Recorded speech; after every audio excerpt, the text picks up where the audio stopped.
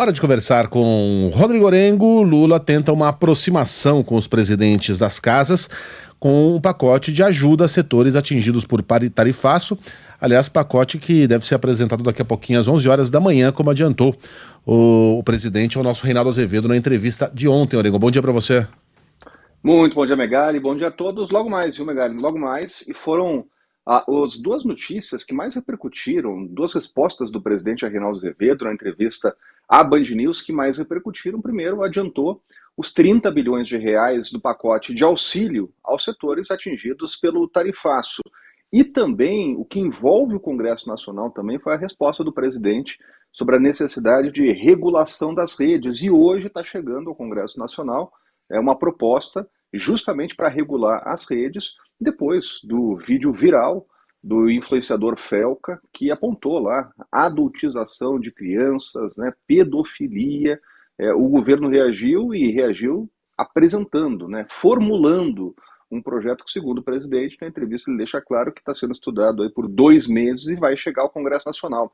Agora, Megali, logo depois da entrevista, inclusive, o presidente já ia se encontrar com Hugo Mota, né? E entre os assuntos, claro, tarifaço, medidas do governo que vão chegar ao Congresso Nacional, como a regulação das mídias, e também uma posição do governo sobre a rebelião que houve no Congresso Nacional. O governo tem uma posição muito crítica ao que aconteceu, mas o presidente Lula busca uma aproximação com Hugo Mota e também com Davi Alcolumbre nesse cenário, né? Então recebeu Davi Alcolumbre ali no horário do almoço e depois à noite Hugo Mota para tratar desses dois assuntos e também de uma resposta conjunta, uma tentativa de resposta conjunta diante das ações dos Estados Unidos, diante do tarifaço. Tem que lembrar, Megali, que medida provisória, essa que vai ser anunciada hoje, né, e o presidente adiantou, ela tem vigência imediata. Então não precisa do Congresso Nacional para já começar a vigorar. E isso vai acontecer, né? Mas, num prazo de 120 dias, 4 meses,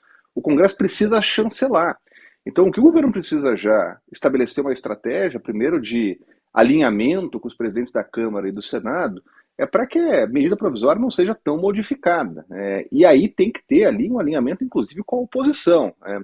Há uma expectativa do governo que esse pacote ele não seja mexido lá pela oposição, que a oposição dê apoio, porque, de qualquer forma, é uma ajuda a setores brasileiros atingidos, né? Isso está além da discussão, né, e aquela confusão que se tem de críticas em relação a quem é ocupado pelo tarifaço, né? Aí é olhar pragmaticamente para as empresas, para os setores atingidos.